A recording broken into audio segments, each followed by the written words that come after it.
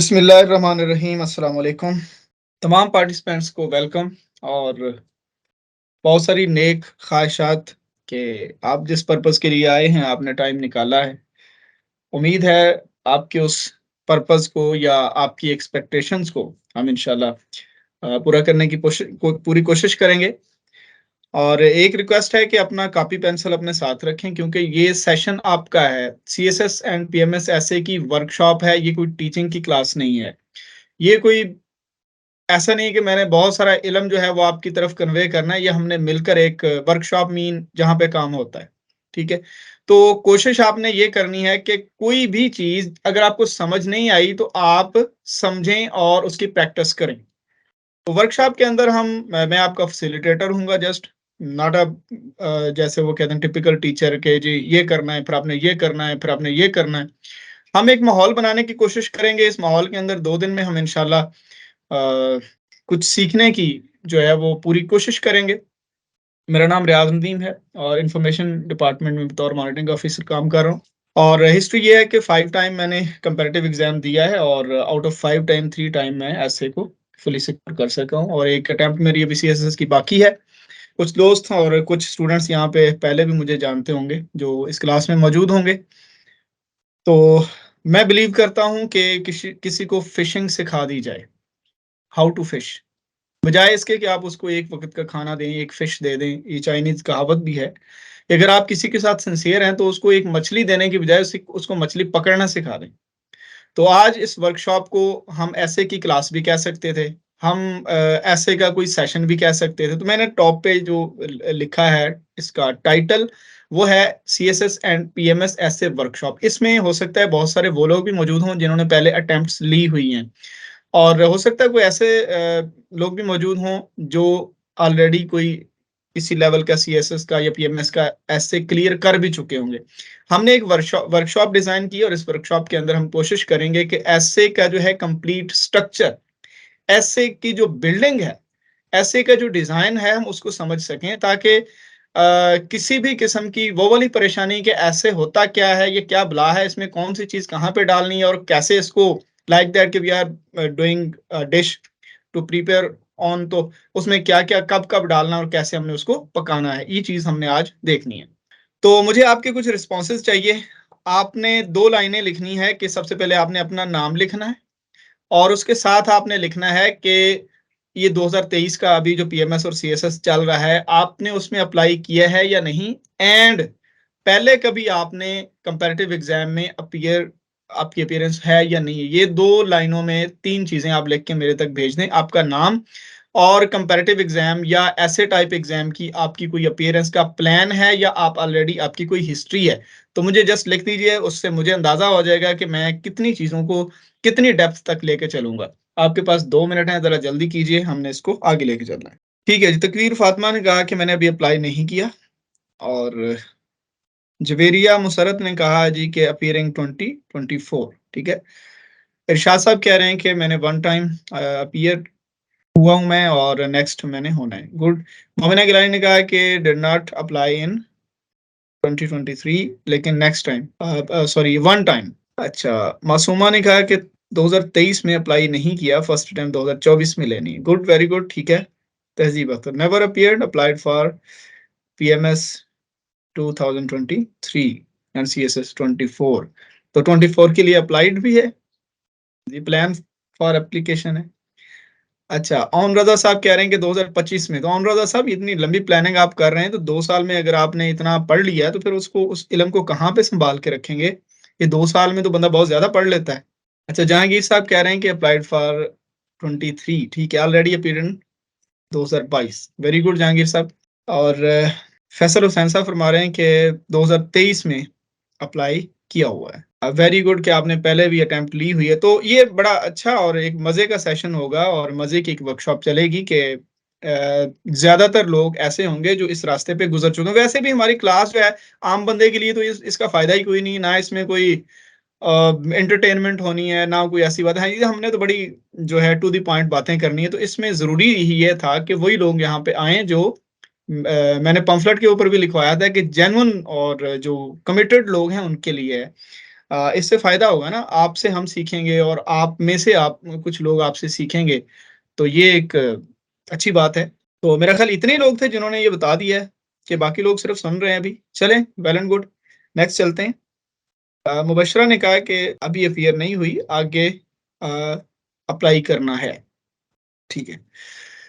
तो good luck जी। वो तमाम लोग जिन्होंने पहली कोई अटेम्प्ट दी है, उससे आप बिल्कुल डिसहार्ट ना हों। मैं आपके सामने बैठा हूँ, 5 बार अपीयर हुआ हूँ, मेरे पास बहुत सारी मोटिवेशन भी है, मुझे यहाँ पे लोग जानते भी होंगे कि मैं कभी मतलब गिव अप नहीं करता। तो आप भी ना कीजिए, कम से कम लाइफ जितनी है उतनी तो स्ट्रगल करनी बनती है। जब खत्म हो गई तो अल्लाह के हवाले, फिर तो गेम खत्म हो गई। तो जब तक मौजूद हैं, जब तक जिंदा हैं, तब तक जिंदगी का सबूत दिया जाना चाहिए और तब तक कोशिश और जिसको हम कहते हैं स्ट्रगल, कोशिश भी थोड़ा छोटा लफ्ज है, स्ट्रगल जो है वो जारी रखनी चाहिए। ठीक है। खदीजा जफर ने कहा कि अभी अप्लाई नहीं किया और नेक्स्ट करना करेंगे। ठीक है, शुक्रिया। चलें जी, अब गुड लक जिन लोगों ने अप्लाई किया है, उनके लिए हमारी नेक ख्वाहिशात उनके साथ हैं, हमारी दुआएं उनके साथ हैं। इंशाल्लाह जब तक जिंदा हैं ख्वाब बड़े रखेंगे और जिंदगी का स्वाद लेंगे जबरदस्त इंशाल्लाह। तो जी लेट्स मूव फॉरवर्ड के हमने आज करना क्या है। आप लोगों ने ऐसे का वर्ड ही सुना होगा, तो वहां से ही पता चल जाता है कि ये कोई बड़ी किसी बड़े जो है ना मैटर की बात होने लगी है, ये कोई डिटेल बात होने लगी है। लेकिन हम जब डिटेल बात करते हैं तो हम उसको पीसेस में डिवाइड कर लेते हैं ताकि हमें समझ आ सके कि कौन सी चीज को हमने कैसे टैकल करना। तो आज का सेशन भी इसी तरह से हमारी वर्कशॉप का चलेगा कि आज हमने कुछ बेसिक कॉन्सेप्ट्स हैं उनके ऊपर बात करनी है, फिर कुछ चैलेंजेस या इस तरह की कोई उससे रेलिवेंट चीजें जो है उनको देखना है। फिर उसके बाद हमने आपको एग्जाम के अंदर ले जाना है। एग्जाम के अंदर बैठ के आपने 8-10 जो ऐसे के टॉपिक्स दिए हुए होते हैं, उनमें से एक टॉपिक कैसे सिलेक्ट करना उसके ऊपर हम बात करेंगे। ये जनरल डिस्कशन है सारी। उसके बाद आपने उसको लिखने का प्रोसेस कैसे स्टार्ट करना है, ठीक है। और फिर जब हम ऐसे लिखने की तरफ जाएंगे तो एक्चुअल में हमारी वर्कशॉप तब स्टार्ट होगी। असल में हमारा काम तब स्टार्ट होगा जब हम ऐसे लिखने लगेंगे। अभी हमने स्टार्ट लिया है, हम ऐसे के ऊपर बात कर रहे हैं और ऐसे क्या होता है, उसके अंदर क्या चैलेंजेस हैं, प्रेपरेशन की जो कीज हैं वो क्या है एक्चुअल में। तो आज हम इंशाल्लाह ऐसे की राइटिंग के अंदर टॉपिक स्टेटमेंट या थीसिस स्टेटमेंट जिसको कहते हैं उसको, और उसके बाद हम देखेंगे आउटलाइन को। इंट्रोडक्शन और पैराग्राफिंग एंड कंक्लूजन इसको हम कल डील करेंगे। ठीक है। तो हम स्टार्ट करते हैं। बेसिक कॉन्सेप्ट्स, चैलेंजेस और गाइडलाइन। आप लोगों ने सुना होगा कि कुछ जो सब्जेक्ट्स होते हैं वो कंपलसरी हैं और कुछ ऑप्शनल होते हैं। जो कंपलसरी हैं, अगर हम पीएमएस को देख लें, चलें पीएमएस पे आपने लोगों ने अप्लाई किया हुआ है।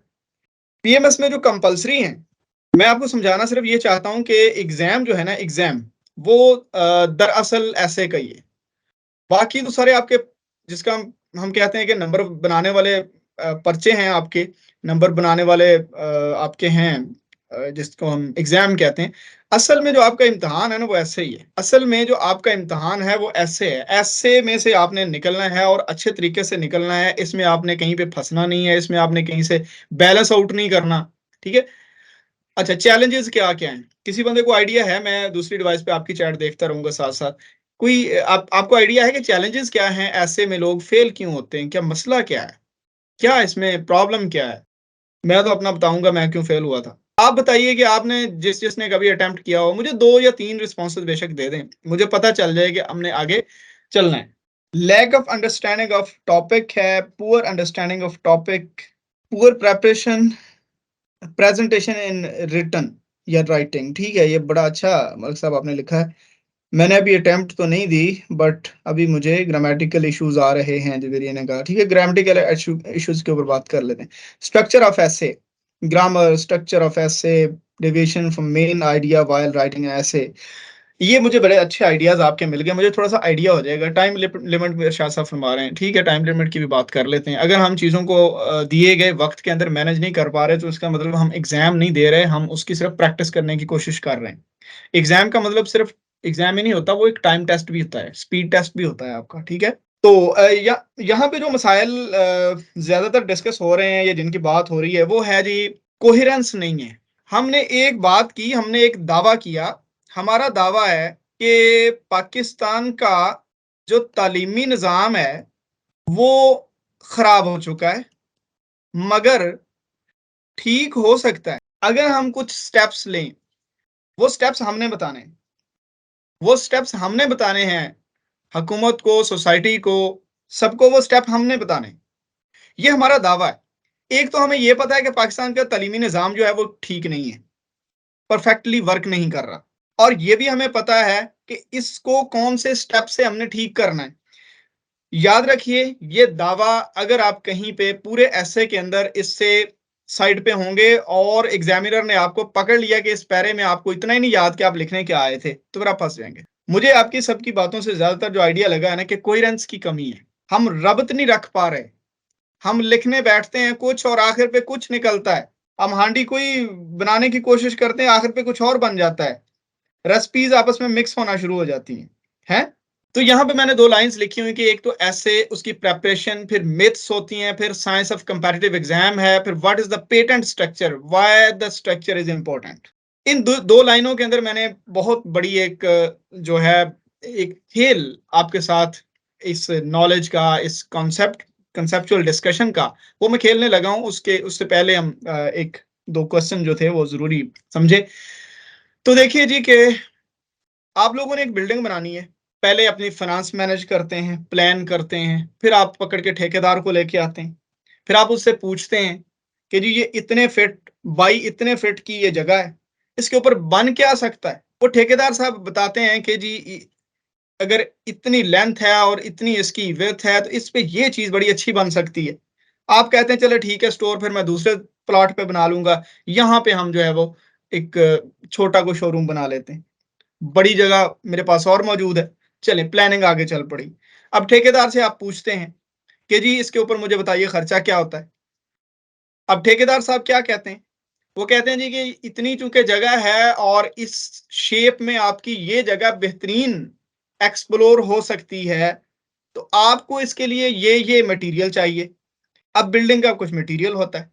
अब बिल्डिंग का जो मटेरियल होता है उससे पहले देखिए, आपने एक बिल्डिंग बनानी थी, आपके पास जगह मौजूद थी, लाइक दैट कि आपके पास कुछ नॉलेज था, आपने उन चीजों को एक्सप्लोर करने की पूरी कोशिश किया, प्लानिंग के अंदर आप आगे। अब मटेरियल क्या होता है, आपने ठेकेदार की मदद से एक दावा कर लिया कि यहाँ पे हमने शोरूम बनाना है। अब शोरूम बनाने से पहले आपने उसकी कोई बेस रखनी है, उसका कोई आपने पहले जो बेड है वो सेट करना है। उसके बाद आपने उसकी दीवारें सेट करनी है। दीवारें खड़ी करने के बाद आपने उसके अंदर कोई जगह रखनी है, कोई विंडोज की या कुछ भी। उसके बाद आपने उसकी छत डालनी है। उसके अंदर जो जो आपका मटेरियल यूज होगा उसका आपने पहले से अरेंज किया हुआ होगा। आपने उस पूरी बिल्डिंग का पेट भरना है, उसके लिए भी आपके पास चीजें मौजूद होंगी। आखिर पे आपने उसकी फिनिशिंग करनी है, जिसको हम क्लोजिंग कहते हैं। इस सारे प्रोसेस को हम एक ऐसे के ऊपर अप्लाई करेंगे। ऐसे की भी एक बाकायदा बॉडी है, उसका भी एक ऐसे ही आगाज है, उसकी भी एक ऐसे ही प्लानिंग है, उसके भी अंदर इसी तरह के मसाले भरे जाते हैं। इसी तरह उसके अंदर भी आपने फिनिशिंग करनी है, उसके अंदर भी आपने सजावट करनी है, उसके अंदर भी आपने रैक सेट करने हैं जहां पे आपने अपने रेफरेंस जमा करने हैं। उसके अंदर भी आपने कोई लाइटिंग जिस तरह आप बिल्डिंग के अंदर करते हैं, तो इसी तरह आपने उसके अंदर कहीं कहीं पे चीजों को अंडरलाइन भी करना है, कहीं पे आपने उसमें हेडलाइंस या जिसको आप सुर्खियां कहते हैं वो देनी। आप जितनी अच्छी बिल्डिंग बनाएंगे उतना अच्छा शोरूम बनेगा। जितना अच्छा शोरूम बनेगा उतना ज्यादा आपको आपको कस्टमर को अट्रैक्ट कर सकेंगे। आपने इसी तरह एक ऐसे को बनाना है कि वो ऐसे उन टॉप के एसेज में आ जाए जिनके ऊपर एग्जामिनर की नजर रुके। अब दो तरह से नजर रुकेगी। एक तो आपने उसको इतना कमाल का आर्टिकुलेट किया हुआ हो, इतना कमाल का सजाया हुआ हो और स्टैंडर्ड के रूल्स के मुताबिक सजाया हुआ हो, तो वो रुकेगा।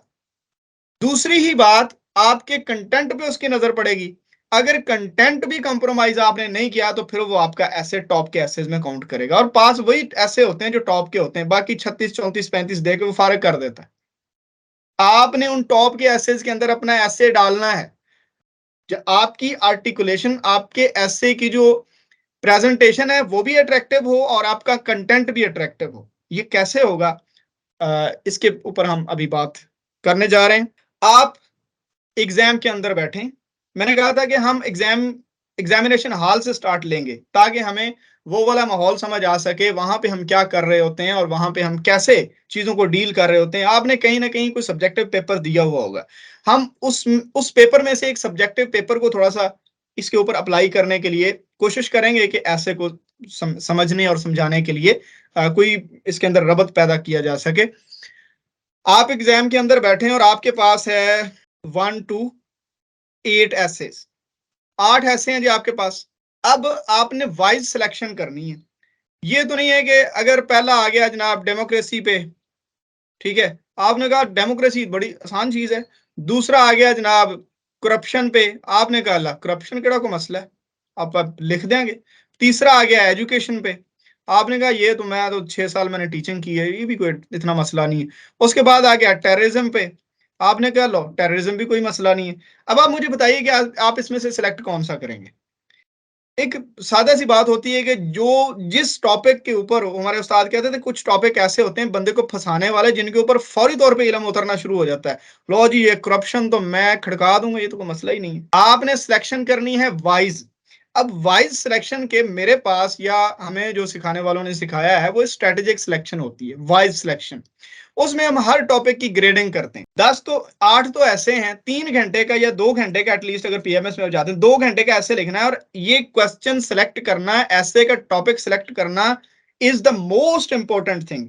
अगर आपने वो वाला सिलेक्ट कर लिया जिसमें जल्दी से इल्म उतर रहा था और आप 4 पेजेस के बाद फंस गए, तो फिर किधर को जाना है? आप उसको क्रॉस करके नया लिख भी नहीं सकेंगे। तो बेहतर नहीं है कि हम उसको एक किसी स्ट्रेटेजिक सिचुएशन के अंदर लाके किसी साइंटिफिक प्रोसीजर से हम उसको सिलेक्ट कर लें। गो के हमें 4 ऐसे आते हैं, 4 में से कौन सा लिखना है। Let's move forward. हमने 4 तरह के स्टेप लेने हैं। पहला स्टेप क्या होता है, आपने एक चीज को प्रिपेयर किया है। दूसरा, आपने उस चीज को राइट किया। तीसरा, आपने उस चीज को एग्जाम में राइट किया। किसी भी एग्जाम में, मॉक एग्जाम हो सकता है, कोई जानवर एग्जाम हो सकता है। नंबर 4 पे आपने एग्जाम के बाद उसका फीडबैक लिया। फीडबैक क्या होता है, आप किसी टीचर को चेक करवाते हैं। ये 4 फैक्टर्स हैं जी आपके पास। अब आपने वो वाले सारे जिसको आप कहते हैं 25% ये हो गया, 25% ये हो गया, 25 ये हो गया और 25% ये हो गया। ये बहुत ही कमाल की स्ट्रेटेजिक सिलेक्शन का या विजडम सिलेक्शन का तरीका कार है।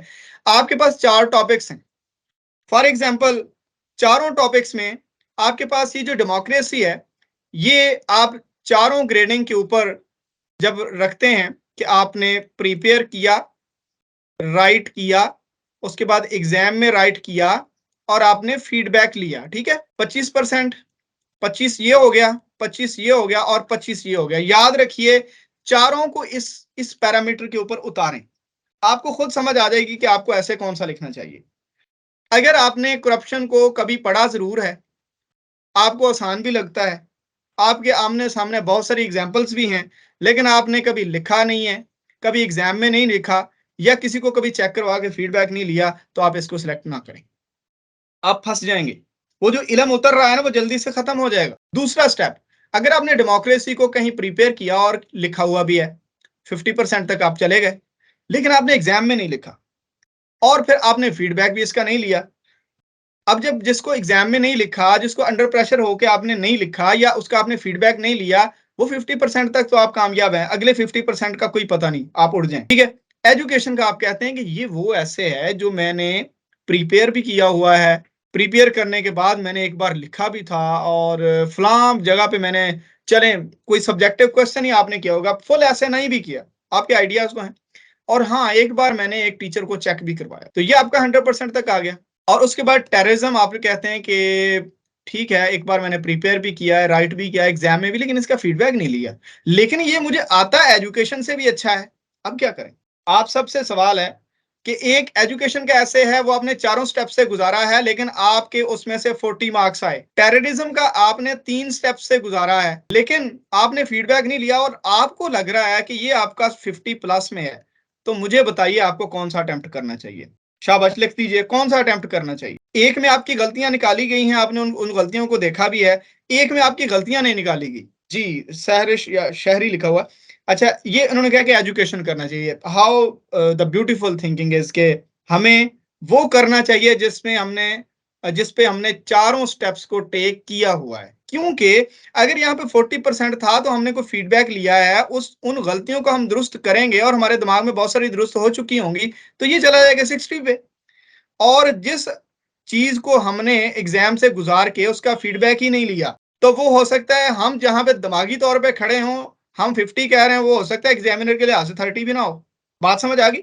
सिलेक्शन, आपकी जो स्ट्रेटेजिक सिलेक्शन है, आपकी scientific grading of the preparation, writing, examination attempt और फीडबैक, इन चारों चीजों के ऊपर आपने अपने ऐसे को तोलना है, फिर आपने ऐसे को लिखने की तरफ जाना है। मेरी बात अंडरस्टैंड कर गए तो हम आगे चलें। यहां तक हमने ये डिसाइड किया कि हमने एजुकेशन को लिखना है। अब बेसिक प्लानिंग हमने करने, हम एजुकेशन को लिखना चाह रहे हैं, बाकी हमने सारे छोड़ दिए। 8 में से 4 निकाले थे जो हमें आते थे, जो हमें कभी ना कभी हमने टच किए हुए थे। अब एजुकेशन को हमने लिखना है, और याद रखिए आपने वो लोग देखे होंगे जो फौरी से पेपर पकड़ते हैं और आप अभी दुरूद शरीफ पढ़ रहे होते हैं और वो आधा सफा ले जाता है। आपने ऐसे लोग देखे होंगे। और फिर जब आप लिखने लगते हैं तो वो 4-5 बार पानी पीता है और उसके बाद एग्जामिनेशन हॉल 1 घंटे के बाद छोड़ के घर चला जाता है। ऐसे लोग देखे होंगे। आपने हमेशा तहम्मुल से, आपने हमेशा जैसे वो कहते हैं कि समझ-बूझ से काम लेना है, जल्दबाजी नहीं करनी। 3 घंटे का एक क्वेश्चन है।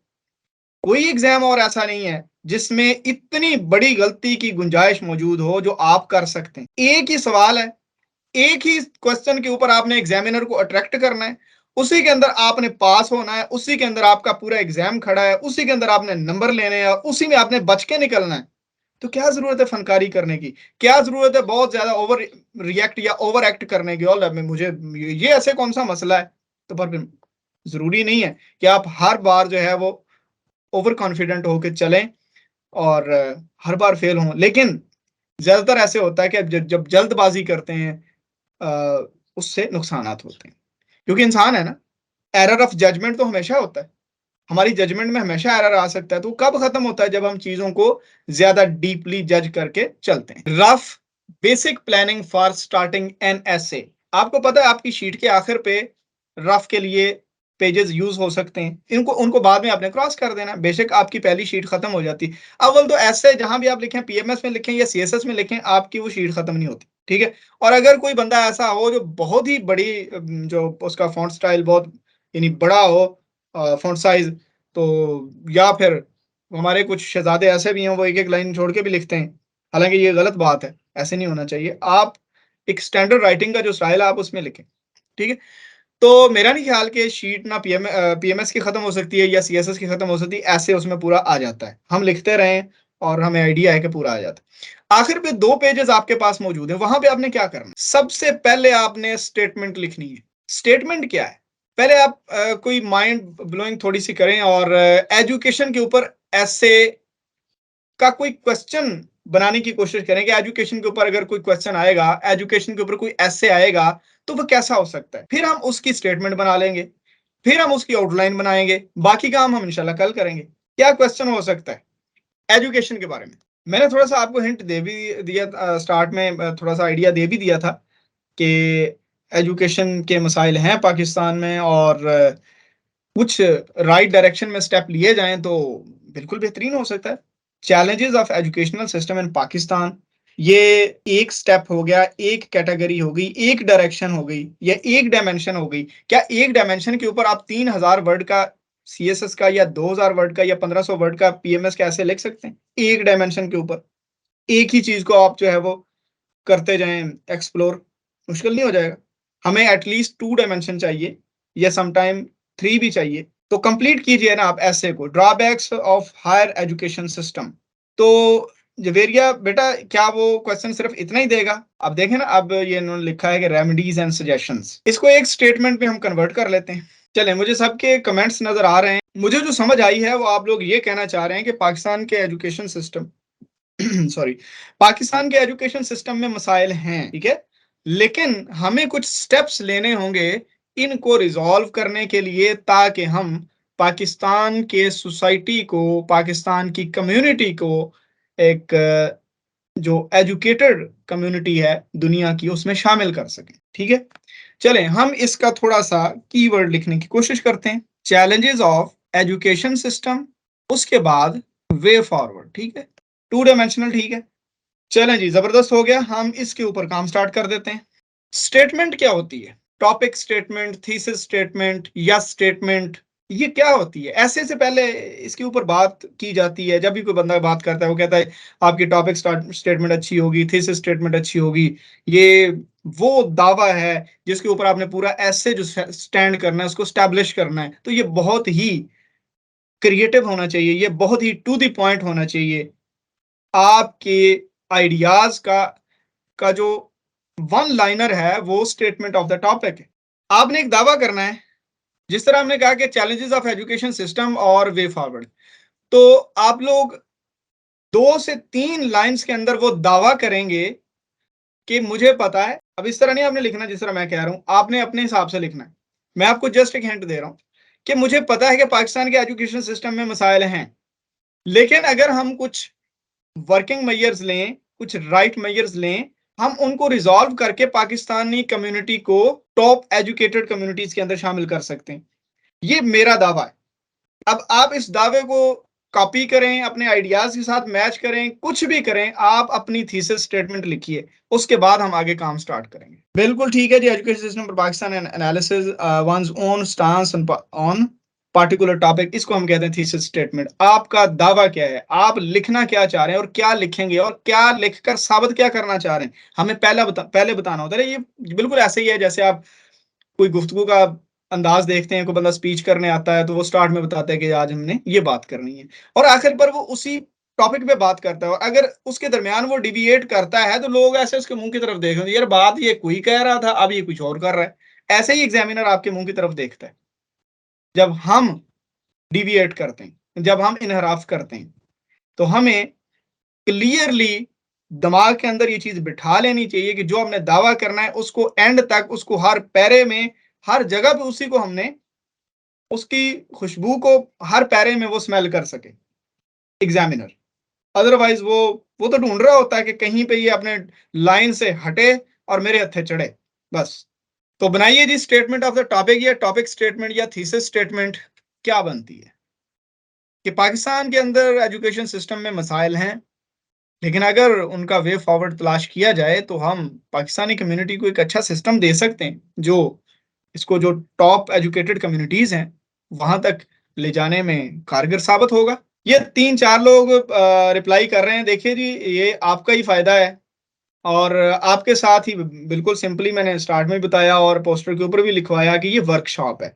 तो ठीक है, जितना आप पार्टिसिपेट करेंगे, मेरा एक आजाना सा दावा है, खैर दावा करना तो नहीं चाहिए, लेकिन इंशाल्लाह 2 दिनों के अंदर आपको, जिस तरह हम ऐसे को डीकम्पोज करके उसको तोड़कर पीसेस के अंदर बना के फिर से हम ऐसे बनाएंगे इंशाल्लाह, आज के बाद आपका, या कल जब हम एंड करेंगे उसके बाद, जो ऐसे की परेशानी है वो आपकी मैक्सिमम लेवल तक डिफ्यूज हो जाएगी इंशाल्लाह। तो ये तब होगी ना जब आप इसमें पार्टिसिपेट करेंगे। सफर होता हुआ देखने से कुछ नहीं होता, सफर होता हुआ देखने से बेहतर है आप साथ चलें, ताकि आपको पता चले कि जैसे जैसे स्टेप्स जो है वो हम मूव कर रहे हैं आगे को, तो उस तरह दिमाग के अंदर या आपके आइडियाज के अंदर कौन कौन सी चीजें कैसे इवॉल्व हो रही हैं। आपने कि हमेशा किताबों से पढ़ा होगा और आपने हमेशा टीचर से पढ़ा होगा कि ऐसे इस तरह का होता है, इस तरह आपने ऐसे खड़का देना है, लेकिन जब आप खुद करने बैठते हैं तो आता कुछ नहीं है। आउटलाइन में रटा लगा लेते हैं, पूरे के पूरे एसेज को रटा लगा लेते हैं, लिखने बैठते हैं तो नहीं आता। इशू ये है कि हम प्रैक्टिस नहीं करते। Undoubtedly, on one hand, there are numerous challenges in education system of Pakistan. On the other hand, these challenges can be overcome by taking concrete steps at social and political level करते ना। John साहब, आपने ये लिखा है और बहुत ही precise भी है, लेकिन इसमें से अगर कहीं पे कुछ वर्ड्स आप रिमूव करके इसको मजीद शॉर्ट कर सकें तो कर दें, अदरवाइज ये लेंथी ये भी नहीं है, लेकिन अगर आप कर सकें तो आप जरूर कर दें। जी, मैं नेक्स्ट देख रहा हूँ जी कि बाकी लोगों की भी कोई थीसिस स्टेटमेंट आएगी। चाय ना पिया हूं उतनी देर में, अगर इतनी देर में आनी है तो, या पक रही है अभी थीसिस स्टेटमेंट, पक रही है? शाबाश, जल्दी करें, अभी तो हमने आउटलाइन को खड़काना है, आउटलाइन को जो ऐप बनाना है आपके सामने, ये जिस तरह वो कहते हैं कि आँखों के सामने हमने पूरा सोडा तैयार करना है, तो अभी तो थीसिस स्टेटमेंट के ऊपर हैं हम। शाबाश, जल्दी से जो लोग सिर्फ़ सुन रहे हैं, वो यकीन रखिए कि सुनने का कोई सवाब नहीं है, पार्टिसिपेट करेंगे तो मज़ा आएगा। Education system have been education system have been has been facing challenges throughout its history and remained at its lowest, uh, ठीक है, and the least priority due to multiple factors. आप इन दो लाइनों को एक में कन्वर्ट कर सकते हैं। It is the need of to make Pakistan well versed in technical and scientific platform. ये बड़ा अच्छा किया आपने, दो चीज़ों को इसके अंदर डाल दिया। For better competition in educational system around the globe. ये आपने सेकंड पार्ट बहुत ही अच्छा लिखा है, पहले पार्ट को थोड़ा सा रिड्यूस करने की कोशिश करें। जब आप ये पेज के ऊपर जाएंगे ना तो ये 8 लाइनें बनेंगी आपकी, तो ये इतना लंबा तो थीसिस स्टेटमेंट में ना लेके जाए। The anomalies in Pakistan education system are shallow and deep and can be cured by taking right measures। बहुत ही जबरदस्त किस्म की ये स्टेटमेंट है जो आपने फैसल साहब आपने लिखी है। कोशिश करनी है इसके अंदर एक आध डायरेक्शन डाल दें कि राइट मेजर्स लेंगे तो पाकिस्तान वुड बिकम क्या, कहाँ पे आप इसको ले जाना चाह रहे हैं, part of top educated communities of the world. इस तरह का कोई कुछ थोड़ा सा ना पॉजिटिव सी डायरेक्शन दे के, क्योंकि आपने ये तो दावा कर दिया कि मसला भी है और ये भी दावा कर दिया कि आपके पास मसले का हल भी है। ये नहीं आप बता रहे कि इस मसले का हल करने के बाद बनेगा क्या। आप जिस चीज को पकाना चाह रहे हैं, पक के कौन सी चीज प्रोडक्ट कौन सी तैयार होगी, ये भी थोड़ा सा टच करें। Education system of our country has certain flaws which are dig out step by step. Team, ये क्या है? Team work setup. There is need of homogeneous interaction of institutions। Javeria बच्चे इसको थोड़ा रिफाइन करें। आप सीधी बात करें कि पाकिस्तानी एजुकेशन सिस्टम के अंदर मसाइल हैं, किस तरह के मसाइल हैं, बेशक 2 वर्ड डाल दें, किस वजह से मसाइल हैं वो भी 2 वर्ड डाल दें, और साथ ही लिखेंगे जी इस मसले का हल मेरे पास है, जिससे मसला हल होगा तो हम टॉप कम्युनिटीज जो है ना, एजुकेटेड कम्युनिटीज, उसका हिस्सा बन सकते हैं, बन जाएंगे, बल्कि विल बी। ये भी अच्छा हुआ, मुझे याद आ गया कि जो आप दावा कर रहे होते हैं इसमें may be might be use नहीं करना, डायरेक्ट मस्ट बी जब आप एडवाइस कर रहे होंगे, और यहां पे विल बी। ठीक है, कि मुझे इतना यकीन है कि मैं जो सोल्यूशन लेके आया हूं वो अगर सोल्यूशन को अडॉप्ट किया जाए तो पाकिस्तान टॉप एजुकेटेड कम्युनिटीज के हिसाब बन जाएगा। I am sure. ठीक है, शाबाश। जल्दी से जिन लोगों की स्टेटमेंट नहीं अभी आई उनको हमने पूरा टाइम दिया है, और जिन लोगों ने लिखी है इन्होंने भी तो आपके साथ ही बैठ के लिखी है और इसी क्लास की बातें सुन के लिखी है। तो मेरा ख्याल है जो लोग पार्टिसिपेट नहीं कर रहे, अल्लाह ताला उनसे पूछे भाई वो क्यों इधर बैठे हैं, पार्टिसिपेट नहीं करना। तो आप अपने इलम से हमें फैजियाब फरमाएं, हम आपके इलम से फायदा लेना चाह रहे हैं, आप क्यों नहीं दे रहे? इतना इलम कहाँ संभाल के लेके जाना आपने? शाबाश शाबाश, जल्दी से। The anomalies in Pakistan education system are deep and shallow and can be cured and directed towards prosperity with the right measures। ये काफी बेहतर है, ये काफी बेहतर है। आप पाकिस्तान एजुकेशन सिस्टम की बजाय अगर एजुकेशन सिस्टम ऑफ पाकिस्तान लिखें तो वो ज्यादा क्लियर होता है, ये उससे बहुत बेहतर है। हाँ जी, ये लोगों की राइटिंग का मुझे सिग्नल तो आ रहा है, लेकिन कोई चीज बन के बाहर नहीं आ रही अभी है। अच्छा, अगर हम इस तरह रखें कि जितना काम मैं करता हूँ मैं 5 मिनट में 10-15 मिनट का काम कर जाता हूँ, जो 5 मिनट का आपका काम है तो उसको अगर आप 15 मिनट लगाएंगे तो मेरा ख्याल आज थीसिस स्टेटमेंट ही होगी, पर आउटलाइन तो नहीं होती। चलें जी, लास्ट 2 मिनट्स हैं, जो अपनी इस थीसिस स्टेटमेंट चेक करवाना चाहता है वो सेंड कर दे, उसके बाद हम आगे मूव करते हैं। आपने लिख ली थीसिस स्टेटमेंट, आप जरा देखिए मैंने कुछ लिखा हुआ है। आपकी थीसिस स्टेटमेंट कैसी होनी चाहिए? बात सुनने वाले को या पढ़ने वाले को समझ आए, शॉर्ट हो, ये नहीं कि आधा पैरा आप उसमें लिख दें, होली यानी शॉर्ट हो, लेकिन उसके अंदर आप तमाम तर आइडिया अपना दे दें कि आपने 3000 वर्ड का ऐसे किस चीज पे लिखना है, आखिर वो आपका दावा क्या है, आखिर आपकी लाइन क्या है जिसके ऊपर आप चलना चाह रहे हैं, आप कोई एंगल कौन सा दे रहे हैं। और वो पॉजिटिव हो, बेड़ा गर्क गया, बेड़ा रुड़ गया, ये वाली नहीं कि ये एजुकेशन सिस्टम तो खराब ही है, अब तो ये सेट नहीं हो सकता, हमने 70 साल से देख लिया, फुल स्टॉप है। पॉजिटिव डायरेक्शन आपके थीसिस स्टेटमेंट के अंदर होनी चाहिए। पुर उम्मीद हूं आप, उम्मीद नहीं छोड़नी, बेशक जितना मर्जी किसी डीप मसले पे आपको लिखना पड़ जाए, आपने उसका एंड ब्राइट देना है, आपने उसके आखिर पे रोशन मुस्तकबिल देना है। करप्शन की बात हो रही है तो आप मैयर्स ऐसे दें जिनके बाद रोशन मुस्तकबिल की तरफ आप जा सकें। माहौल पे बात करनी है तो आप ऐसे मैयर्स दें, उसके बाद थीसिस स्टेटमेंट के एंड पे लिखें कि इसका इन सोल्यूशन के साथ इस चीज का, इस इशू को रिजॉल्व करके हम एक ब्राइट फ्यूचर की तरफ जाएंगे। ओवर, नेक्स्ट चलते हैं जी, आउटलाइन क्या होती है। आपने थीसिस स्टेटमेंट बना ली, थीसिस स्टेटमेंट का भी आपने रफ वर्क एंड पे किया, उसके बाद आपने जो टॉपिक सिलेक्शन थी उसका भी आपने रफ वर्क एंड पे किया, ग्रेडिंग किया, आपने साइंटिफिक प्रोसीजर से आपने उसको सिलेक्ट किया। अब आउटलाइन भी आपने आखिर पे ही करनी है। अभी हम रफ वर्क पे चल रहे हैं। आपको पता है अभी हमारा ऐसे एग्जाम के अंदर बैठ के एक्चुअल का ऐसे अभी स्टार्ट ही नहीं हुआ, ये सारी चीजें आपने ऐसे से पहले करनी है, आखिर पे रफ वर्क करना होता है। अमन रजा साहब कह रहे हैं कि education system Pakistan have several challenges but it will be resolved. अब जब चैलेंजेस हैं तो दे विल बी रिजॉल्व लिखें, ठीक है। ये ग्रामेटिकल चीजें छोटी छोटी हैं, इनको आप पहले रिजॉल्व करें by advance technology and reset rules and regulations in the institute so that we stand great as Anuradha साहब आपका स्टांस बिल्कुल ठीक है, लेकिन इसको ग्रामेटिकली आप बेहतर करने की कोशिश करें, ठीक है। क्वेश्चन जी, क्वेश्चन कीजिए, लेकिन आप क्वेश्चन लिखेंगे, सुन नहीं सकता मैं आपके क्वेश्चन। जितनी डायरेक्शंस हैं, जितनी डायमेंशंस हैं, उतने उसके पार्ट्स होने चाहिए। फॉर एग्जांपल अगर मैं कहता हूं कि पाकिस्तान करप्शन में डूबा हुआ ड्यू टू वेरियस फैक्टर्स, ठीक है, वेरियस फैक्टर में 2 फैक्टर लिखने तो बेशक लिख दें, और फिर आप लिखें लेकिन जो वर्किंग मेयर्स हैं, वर्केबल मेयर्स हैं, उनके ऊपर चलकर हम पाकिस्तान को एक जो जैसे हम करप्शन फ्री मुल्क बना सकते हैं। आप इसके अंदर अब काजेज का भी आपने जिक्र किया, इफेक्ट का भी थोड़ा सा जिक्र कर दिया, और उसके बाद आप सोल्यूशन की तरफ जा रहे हैं, रेमेडीज की तरफ जा रहे हैं। तो एक्चुअल में ये 3 चीजों को आप, पहला स्टांस आपका करंट सिचुएशन क्या है, फिर आप उसको रिजॉल्व करके एक प्रोडक्ट दे रहे हैं।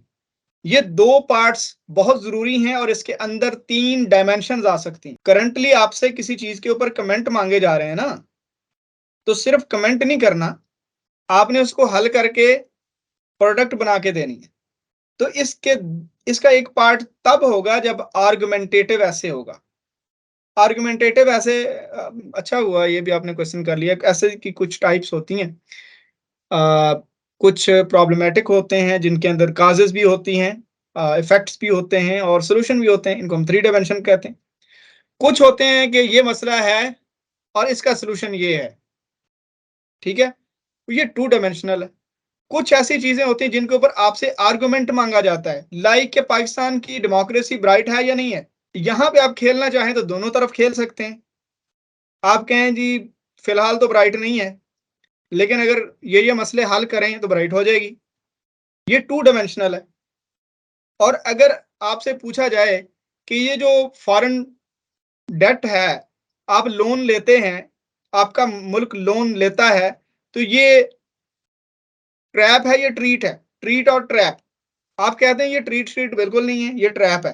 पूरे का पूरा ऐसे आप एक आर्गुमेंट के ऊपर खड़ा कर देते हैं, तो ये 1 डायमेंशनल होता है। फिर कुछ लिटरेरी एसेज होते हैं, ठीक है। When gold rusts what shall iron do, ये कोटेशन है इंग्लिश राइटर की, कि जब परहेजगार जो हैं वो गुनाहों में लथपथ हो जाएं तो आम बंदे का क्या बनेगा, ठीक है। तो ये लिटरेरी है। इसमें 1 डायमेंशन मोस्टली ली जाती है कि उसी चीज को आपने शेरों से, उसी चीज को अपने कोटेशन से, उसी चीज को अपने रेफरेंसेस से आपने साबित करना होता है। तो जितनी डायमेंशंस आप डालेंगे उतनी डायमेंशंस, उतने पार्ट्स आपके ऐसे के बनेंगे। लेकिन अगर आपका आर्गुमेंटेटिव और वन डायमेंशनल आर्गुमेंटेटिव ऐसे नहीं है, तो आपकी थीसिस स्टेटमेंट जो है वो दो पार्ट्स पे जरूर जाएगी, फिर उसका एक नहीं हो सकता। एक सिर्फ तब होगा जब एक लाइन होगी आर्गुमेंटेटिव की, इसके अलावा नहीं। तो मेरे ख्याल मैंने आपके क्वेश्चन का बहुत डिटेल से आंसर कर दिया। अब हम आउटलाइन की तरफ जाते हैं। आउटलाइन क्या होती है? आपने टॉपिक स्टेटमेंट और ब्रेनस्टॉर्मिंग टॉपिक स्टेटमेंट के ऊपर की है। अब जब हम एजुकेशन की बात कर रहे हैं तो आपने टॉपिक स्टेटमेंट भी बनाई है, और जब आप टॉपिक स्टेटमेंट बना रहे थे तब आपके माइंड में कुछ आइडियाज भी आ रहे होंगे कि ये मसला भी है, ये भी मसला है, ये भी मसला है, वगैरह वगैरह। अभी हम चूंकि रफ वर्क कर रहे हैं, तो रफ वर्क करने के दौरान हम आजाद हैं। हम कोई इधर उधर का आइडिया भी लगा सकते हैं, हम कोई भी चीज लिख सकते हैं। उसका एक प्रोसेस है, उस प्रोसेस से गुजार के हमने फिर लेफ्ट साइड पे आना है पेपर के। अभी हम राइट साइड पे हैं। Right side is a rough work side. ठीक है, तो देखिए टॉपिक स्टेटमेंट आपने लिख ली है, उसके ऊपर आप ब्रेनस्टॉर्मिंग करें। रफ वर्क में लिख ली, रैंडम आइडियाज को कलेक्ट करें। अभी हम इसको प्रैक्टिकली करेंगे, अभी मैं जस्ट बता रहा हूं। फिर आप उन रैंडम आइडियाज को चेक करें कि कौन सा आइडिया, ऐसी बाउंगी बज गई हमसे, ये तो था ही नहीं, ऐसे लिख दिया, उसको रिमूव करें। फिर आप उसका लॉजिकल सीक्वेंस कायम करें कि कौन सा आइडिया बड़ा है उसको हम टॉप पे लिखें, उससे छोटा आइडिया उससे नीचे आएगा, उससे छोटा आइडिया उससे नीचे आएगा, इस तरह लॉजिकल सीक्वेंस पैदा करें। अभी आपने वन वर्ड या फ्रेजेस लिखी हुई होंगी, उसके बाद आपने इसका कंटेक्चुअलाइजेशन करनी है। उस वन वर्ड को या फ्रेज को आपने एक लाइन का दर्जा देना है। वो कैसे देना है, we will do it practically. अगर यहां तक आपका कोई क्वेश्चन है, क्योंकि आज हमने आउटलाइन मुकम्मल करके उठना है, तो क्वेश्चन कीजिए। उसके बाद आप सारे लोग जो है वो यहाँ पे चैट बॉक्स में रहेंगे, और चैट बॉक्स से उठा उठा के चीजें मैं यहाँ पे डालूंगा। बनानी आउटलाइन आपने ही है, मैंने तो आपको जस्ट फैसिलिटेट करना है। कोई क्वेश्चन है तो कीजिए, नेक्स्ट नहीं तो फिर हम आगे मूव करते हैं। ये सारा कुछ हम कर चुके हैं। हम यहाँ पे मौजूद हैं आउटलाइन मेकिंग के ऊपर। आउटलाइन मेकिंग कैसे होती है, इसका ये प्रोसेस मैंने बता दिया है। अब यहां से हमने स्टार्ट लेना है। मैं 3 कॉलम बना लेता हूं। कौन से कॉलम बनते तो वैसे 3 ही बनते हैं, ये फॉर्मेशन एंड लॉजिकल सीक्वेंस, इसको हम एंड कर देते हैं। ये 3 कॉलम मैं अभी आपके सामने बनाऊंगा, और हम एजुकेशन के मसाइल की पहले वजह तलाश करेंगे, उसके ऊपर हम लिखते जाएंगे कि ये मसला है इस वजह से। फिर हम मसला बताएंगे, फिर हम सोल्यूशन बताएंगे। ठीक है, इकोनॉमिक, पॉलिटिकल एंड सोशल, नहीं ये कोई इतना मसला नहीं है। जब आप सोल्यूशन दे रहे होते हैं तो आपको पता होता है कि आपने पहले पॉलिटिकल करना है, अच्छा पार्लियामेंट बना के उसमें अच्छे फैसले करवा के, अच्छे कानून बना के, आपने अच्छी इकोनॉमी स्टैंड करके, ज्यादा बजट आपने जारी करवा के एजुकेशन सिस्टम को सेट करना है, या पहले आपने पैसे मैनेज करके पॉलिटिकल सिस्टम को सेट करना है, ये आपको पता होता है। वैसे पॉलिटिकल पहले आना चाहिए, क्योंकि पॉलिटिकल चेंज बड़ा चेंज होता है, इकोनॉमिक चेंज छोटा चेंज होता है। ठीक है जी, ये 3 स्टेप्स हैं। मैं एक यहाँ पे फाइल क्रिएट करने लगा हूँ, उसमें हम इन चीजों को रखते जाएंगे। हाँ जी, मौजूद है जी। आप लोग अगर थक गए हैं तो बता दें, नहीं थके तो हम थका देंगे आपको। ये है जी रैंडम आइडियाज। सबसे पहले आपने किस पे करनी है? सबसे पहले हमने काजेज की बात करनी है। ठीक है, एजुकेशन में मसाइल का की वजह क्या है, हम पहले उसके ऊपर बात करेंगे। इस तरह आपने आउटलाइन नहीं बनानी, ये हम सिर्फ प्रैक्टिस कर रहे हैं, सिर्फ आपको सिखाने के लिए। वहां पे जब आप वहां मौजूद होंगे तो ये चीजें आपके दिमाग में ऑलरेडी चल रही होंगी, और आप डायरेक्ट फ्रेज ही लिखेंगे। मैंने जो कि आपसे काम करवाना है और आपको सिखाना है और वर्कशॉप है, इसलिए मैं इन चीजों को इसमें ऐड कर रहा हूँ। हाँ जी, काजेस बताइए जी। पाकिस्तान का एजुकेशन सिस्टम किस वजह से खराब है, जरा मसले बताएं पहले, सॉरी रीजन बताएं, अफेक्ट बाद में, उस वजह से क्या हुआ है वो बाद में, पहले बताइए रीजन क्या है पाकिस्तान के एजुकेशन सिस्टम की खराबी की, रीजंस क्या हैं, काजेस। अब जो जो आपने कहते जाना है, मैंने यहाँ पे लिखते जाना। मुझे नहीं पता है आप क्या कह रहे हैं, इसको हम लॉजिकली बाद में देख लेंगे कि यह बात ऐसे ही थी जैसे आप बता रहे हैं, या कोई इधर उधर की बात होगी तो उसको हम रिमूव कर देंगे, हमारे पास ये पूरा इख्तियार है।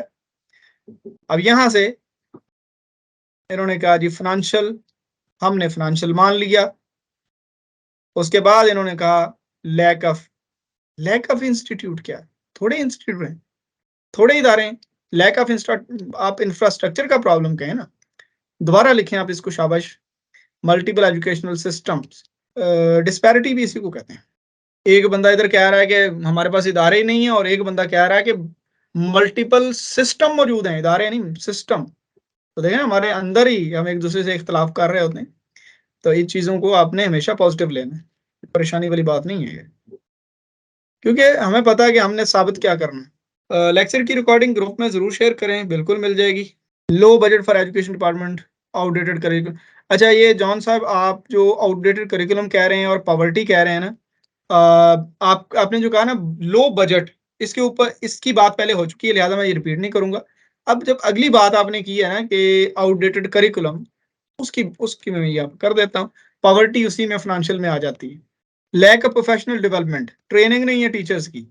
और याद रखिए, जब हम फाइनेंशियल कह रहे हैं ना, तो वहां पे टीचर्स की तनख्वाहें उसके अंदर आ गई हैं। Absence of critical and analytical development among learners. तो ये मसला नहीं है, ये असल में जब आप टीचर्स की ट्रेनिंग अच्छी करवाएंगे ना, तो लर्नर्स जो है ना, वो बच्चों का तो कसूर होता ही कोई नहीं। आपने एजुकेशन में सर्व भी किया होगा, ये आपका अकाउंट बता रहा है। तो बच्चे का तो कसूर कभी होता ही नहीं है, कसूर तो हमेशा टीचर का होता है, कसूर हमेशा सिस्टम का होता है। बच्चा तो बेचारा बेकसूर है, वो तो मासूम है। हम्म तो इनको क्रिटिकल लर्नर हमने बनाना है, सिस्टम में तब्दीलियां करके। पॉलिटिकल पॉलिसीज की इंप्लीमेंटेशन नहीं होती, पॉलिटिकल इंस्टेबिलिटी। आज देखें ना, ये अच्छा आपने लिखा है कि पॉलिटिकल इंस्टेबिलिटी, पॉलिसीज की इंप्लीमेंटेशन तब होगी ना जब पॉलिटिकल इंस्टेबिलिटी आएगी। लो जी, ये भी मैंने लिख दिया, पॉलिटिकल इंस्टेबिलिटी भी मसला है। और बताइए क्या क्या रीजंस हैं। पुअर एक्सेस टू एजुकेशन, इसका मतलब भी समझाइए मुझे। पुअर एक्सेस टू एजुकेशन क्या है?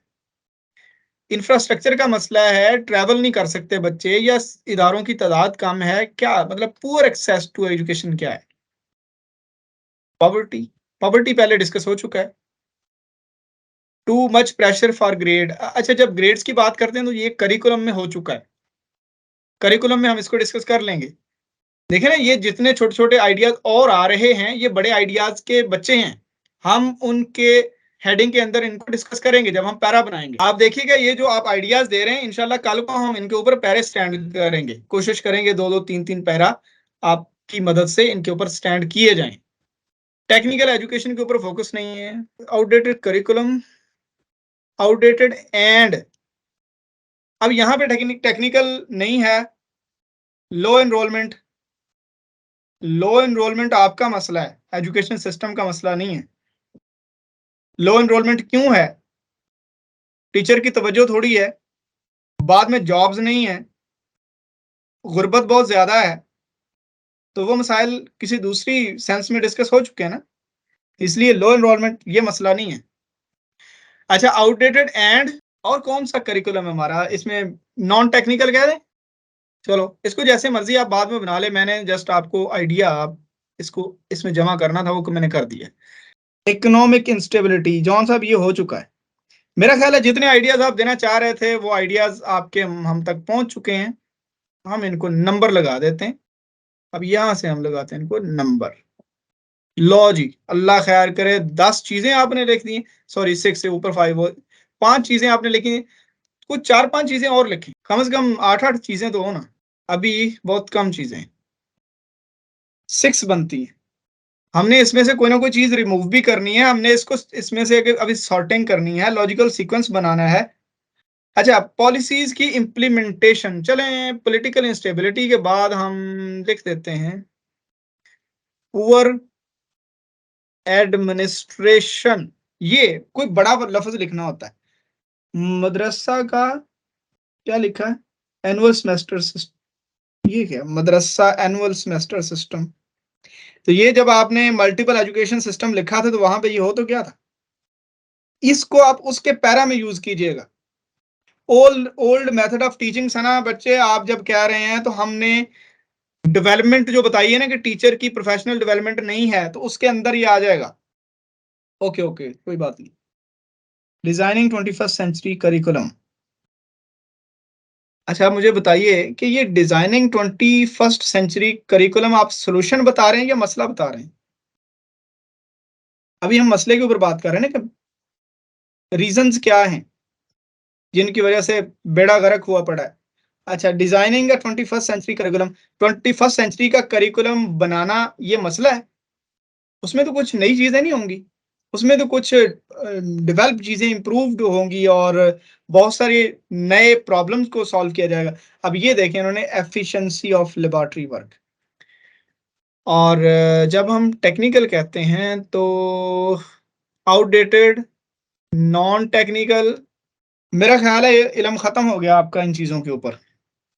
एक्स्ट्रा एम्फोसिस ऑन इंग्लिश, तो मेरा ख्याल है कि ये जब हम ओल्ड लिखा है या आउटडेटेड लिखा है तो चार्ल्स वुड तो 1832-34 की बात है, और लॉर्ड मिकाले 1800 शायद 35 की बात है।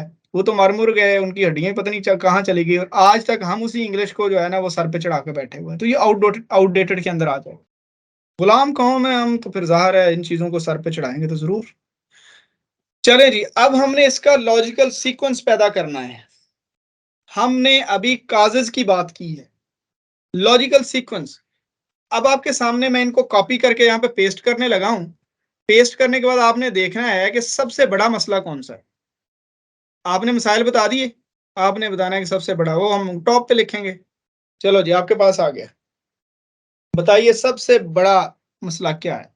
सबसे टॉप पे हम क्या लिखें? सबसे टॉप पे क्या आएगा? पॉवर्टी, क्वालिटी, मेन इश्यूज हैं।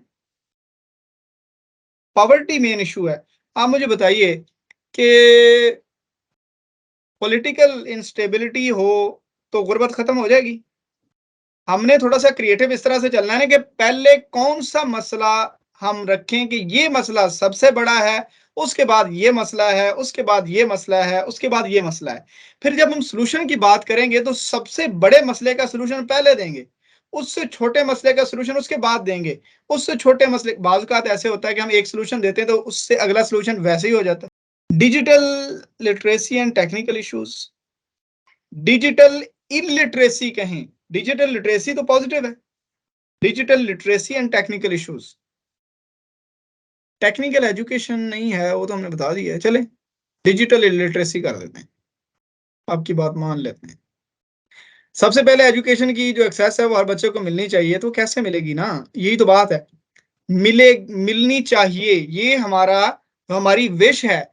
लेकिन हमारी विश नहीं पूछी पूछी जा रही, यहाँ पे हमसे सोल्यूशन मांगा जाएगा। अभी अभी हमने सॉर्ट आउट किया मसाइल को, और उसमें कुछ काजेज भी हैं, इनको हमने अभी सॉर्ट आउट करना है कि काजेज कौन सी हैं और इफेक्ट कौन से हैं। मसला क्या है, काज एंड इफेक्ट, इसको भी हमने अभी, मैं तभी कह रहा था थोड़े से और लिख दें ताकि ये ना हो कि ये सारे ही काजेज में निकल जाएं और पीछे इफेक्ट ही कोई ना बचे, तो फिर मसला ही कोई ना बचा।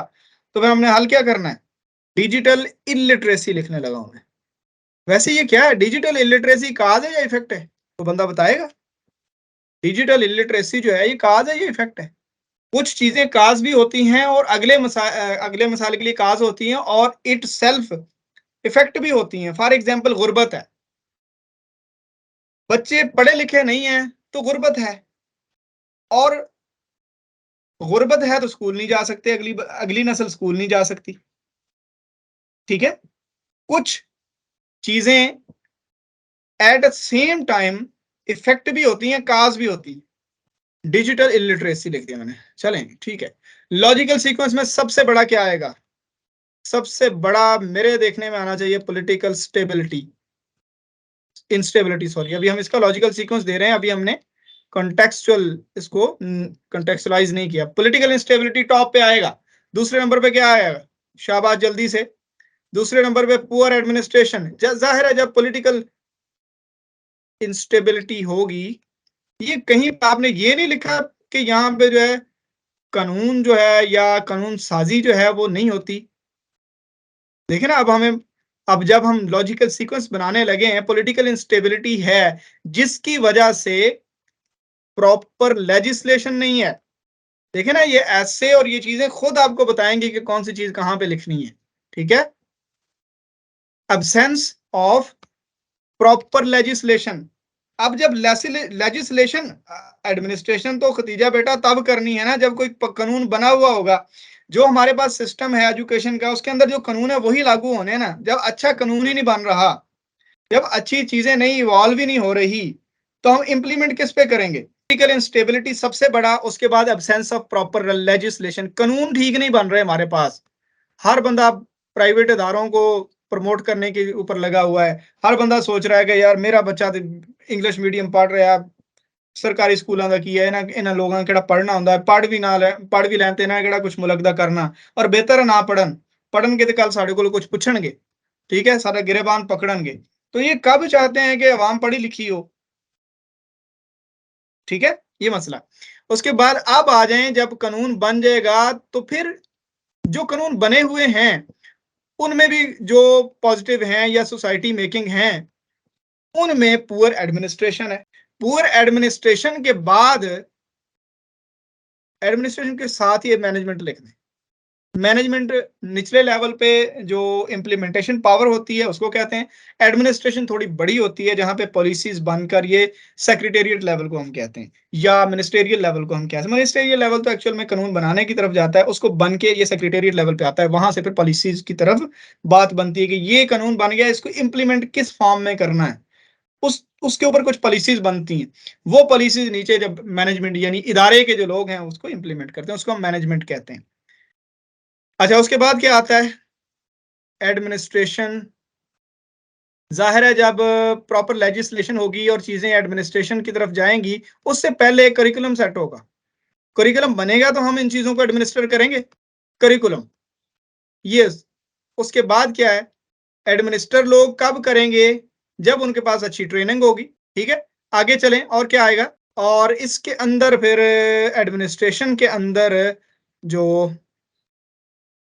मल्टीपल सिस्टम्स हैं उनको भी डील किया जाएगा।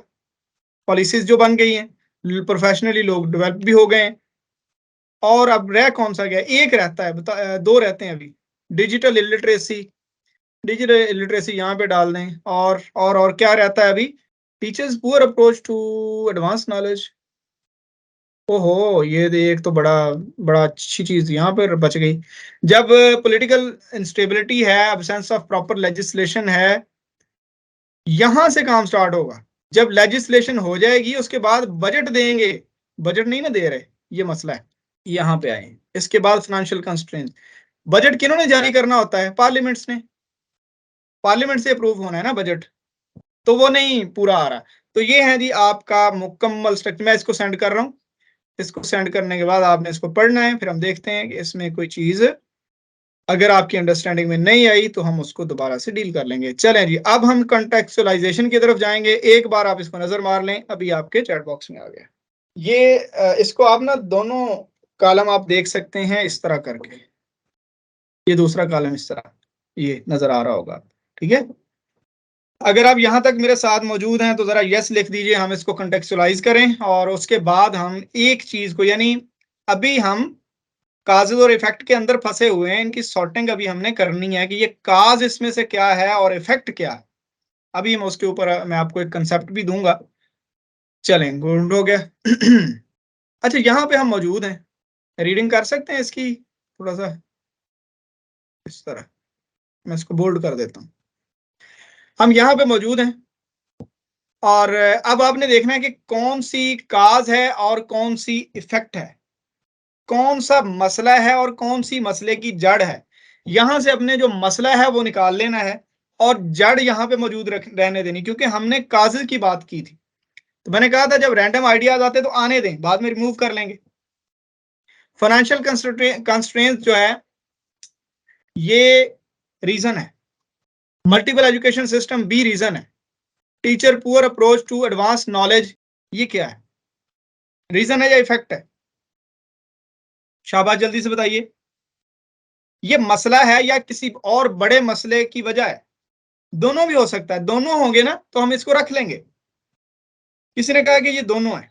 टीचर्स की poor approach to advance knowledge, ठीक है, दोनों इस तरह से है ना कि टीचर बच्चों को सही पढ़ा नहीं पा रहे, ये मसला है। क्यों नहीं पढ़ा पा रहे? क्योंकि इससे पीछे जो करिकुलम डिजाइन है वो टीचर को प्रेशराइज करता है, क्रिएटिव बनने ही नहीं देता। जब टीचर क्रिएटिव नहीं है तो बच्चा क्रिएटिव कैसे हो सकता है? लिहाजा ये वाली चीज एट ए टाइम काज भी है और इफेक्ट भी है। रजा साहब, मैंने जो बात की है, अब आप बताइए दोनों है या नहीं है? Outdated, non technical and non practical, ये रीजन मुझे बता दीजिएगा। अगर मैं कहीं पे गलत हूं तो मुझे बता देना है आपने। ये फैक्ट है, सॉरी रीजन। अच्छा, उसके बाद lack of professional development, reason है या इफेक्ट है? बताइए, रीजन है या इफेक्ट है? लैक ऑफ प्रोफेशनल डेवलपमेंट या ट्रेनिंग। प्रोडक्ट, ये प्रोडक्ट है, जरा सोचिए, प्रोडक्ट है ये कोई? जवेरिया ने कहा जी काज है, ठीक है। प्रोडक्ट को हम कहते हैं इफेक्ट, जिसकी वजह से प्रोडक्ट बनती है, जो कैटलिस्ट है आपका, वो है काज। तो ये लैक ऑफ प्रोफेशनल डेवलपमेंट जो है, आप देख लें, कोई इफेक्ट का ही जा रहा है, कोई काज का ही जा रहा है। टीचर को ट्रेनिंग अच्छी नहीं दी जा रही। जॉन साहब, आप मुझे अपने पॉइंट को थोड़ा सा क्लैरिफाई करें कि एजुकेशन सिस्टम अच्छा नहीं होगा तो लैक ऑफ प्रोफेशनल डेवलपमेंट नहीं होगी, क्या मतलब इसका? मेरा क्वेश्चन सिर्फ ये है कि लैक ऑफ प्रोफेशनल डेवलपमेंट या ट्रेनिंग, टीचर्स की जो ट्रेनिंग है, क्या वो हमारे बच्चों के पुअर एजुकेटेड होने की वजह है, या फिर टीचर्स की ट्रेनिंग का ना होना खुद एक मसला है? वजन तोलने मुझे काज लग रही है, प्रोडक्ट नहीं है ना। Lack of professional development, lack of professional development जो है, ये एक्चुअल में आपके करिकुलम का छोटा पार्ट है, और करिकुलम का सही ना होना एक काज है। चैलेंज छोटे लेवल का है, काज बड़े लेवल का है, क्योंकि हमारी प्रोडक्ट बच्चा है ना। अब आप ये बात तो थोड़ा सा समझे ना, कि प्रोडक्ट बच्चा है, बच्चा सही प्रिपेयर होगा तो इसका मतलब पीछे वाला सिस्टम ठीक है। अगर बच्चा सही नहीं प्रिपेयर होगा तो फिर काजेज ढूंढें। अब अभी हमारा टीचर भी सही प्रिपेयर नहीं हुआ, तो इसका मतलब ये प्रोडक्ट तो नहीं है ना फिर अभी, ये अभी काजेज में है। हमारी प्रोडक्ट बच्चा है, बच्चे के ऊपर आपने फोकस करना है, ठीक है। नेक्स्ट है जी political instability. Political instability itself एक काज है, और ये बाद की बात है, कोई बंदा सोचे कि बच्चे सही पढ़े ही नहीं थे तो वही लीडर बने हैं, वही प्राइम मिनिस्टर बने हैं, वही हमारे बाकी मिनिस्टर बने हैं, इसलिए सिस्टम खराब है। ये तो लंबा प्रोसेस है, 40 साल का है। तो ये पॉलिटिकल इंस्टेबिलिटी एक्चुअल में काज है। Poor administration, poor administration political instability का छोटा पार्ट है, लिहाजा इसको काज होना चाहिए। डिजिटल इलिटरेसी, बताइए काज है या इफेक्ट है? इसको हम यहां से रिमूव कर देते हैं क्योंकि ये इफेक्ट है, ठीक हो गया। इसको भी हम यहां से रिमूव कर देते हैं। अब आप हमारी जो प्लानिंग की परफेक्शन देखें कि दोनों जगह पे वो एंड पे आ रहा था जो इससे मुतलका नहीं था, ठीक है। अब कंटेक्चुअलाइजेशन करनी है। कंटेक्चुअलाइजेशन की मैं जस्ट आपको एक या दो एग्जांपल्स दूंगा। कंटेक्चुअलाइज करना कैसे होता है, क्योंकि आउटलाइन अब शुरू होने लगी है। आपने जो आउटलाइन बनानी होती है ना, वो एक एक वर्ड का की लाइन नहीं होती, एक एक फ्रेज नहीं होती, वो एक छोटा सेंटेंस होता है एक्चुअल में, वो कंटेक्चुअलाइज्ड चीज होती है। अब यहां पे लिखिए कि पॉलिटिकल इंस्टेबिलिटी जो है उसने पाकिस्तान के सिस्टम को डेवलप नहीं होने दिया। क्या इंग्लिश बनेगी? हमें एग्जामिनर को समझाना है, भाई ये बात जो मैं कर रहा हूं, अब आप समझिए कि ये नल एंड वाइड हो गया, ये वाला सारे का सारा मैं इसको येलो कर रहा हूं। आपने जो चीज बना के एग्जामिनर को देनी है ना, वो ये है। अब शुरू होने लगी आपकी आउटलाइन, बोलिए जरा। लॉजिकल सीक्वेंस में पहली चीज है पॉलिटिकल इंस्टेबिलिटी। जब political instability is a major hindrance to the education system of Pakistan. John साहब, आप इस तरह करें, political instability is a major hindrance to the prosperity of education system in Pakistan. अब एजुकेशन सिस्टम को मसला है, एजुकेशन सिस्टम की कामयाबी के दरमियान एक रुकावट है। इसको थोड़ा सा मजीद मॉडिफाई कर सकते हैं। जिक्र साहब फरमा रहे हैं कि political instability has been a hurdle of development of education system. This is perfect, जबरदस्त है, ये वाली बात चाहिए। इसको आप मजीद रिड्यूस तो कर सकते हैं, लेकिन ये नहीं करना है कि दो दो लफ्जों की आप आउटलाइन की जो है वो लाइन आपकी आ रही हो, नहीं। समझाना है ना, हमने एग्जामिनर को बातों में लगाना है कि वो 2-4 मिनट हमारे पेपर के ऊपर गुजारे और हमें पास कर जाए। ये मैं कॉपी करके यहाँ पे लगाने लगा हूँ। फिलहाल दो ही आई हैं, दो में से मुझे ठीक लग रही है, बाकी अभी 1 मिनट और देता हूँ, जरा जल्दी कीजिए, देखें हमारा टाइम खत्म होने वाला। और obstacles of educational institutes development is political stability, बिल्कुल ठीक है। एजुकेशनल इंस्टीट्यूट्स डेवलपमेंट की जगह पे आप एजुकेशनल, यहाँ पे कोई वर्ड थोड़ा सा रिप्लेस कर लें, क्योंकि इदारों की डेवलपमेंट का मतलब होता है कि स्कूल अच्छे हों, बहुत बेहतरीन हो। अभी प्रोडक्ट के ऊपर हम नहीं जा रहे, बच्चा हमारी प्रोडक्ट है। कम्युनिटी की बात करें, सिस्टम भी कहेंगे तो थोड़ा सा बेहतर होगा। इंस्टीट्यूट छोटा लफ्ज है। Political instability is a great barrier in the way of education system of Pakistan. बहुत अच्छी लाइन लिखी है बच्ची ने। ग्रेट की जगह पे बिग लिखते हैं, कोई और वर्ड यूज कर दें। ग्रेट तो पॉजिटिव चीज होती है, ग्रेट है। वैसे ये भी ठीक है, कोई मसला तो नहीं इसमें। चलें जी, यहाँ पे मैं आपने जितनी कंटेक्चुअलाइज किया है चीजों को, उनको मैं उठा के यहाँ पे लिख देता हूँ ताकि आपको पता रहे। ये फाइल मैं आपको बाद में सेंड कर दूंगा, इसका कोई इशू नहीं। जो आपने कंटेक्चुअलाइज किया, जो आपको बाद में पसंद आएगा आप लिख लीजिएगा, ठीक है। ये सारी मैंने इसके अंदर पॉलिटिकल इंस्टेबिलिटी अभी तक वही लिखा हुआ है। चलें जी, जितने का है मैंने सबकी जो आपने कंटेक्चुअलाइजेशन की है उनको मैंने यहाँ पे कॉपी कर दिया।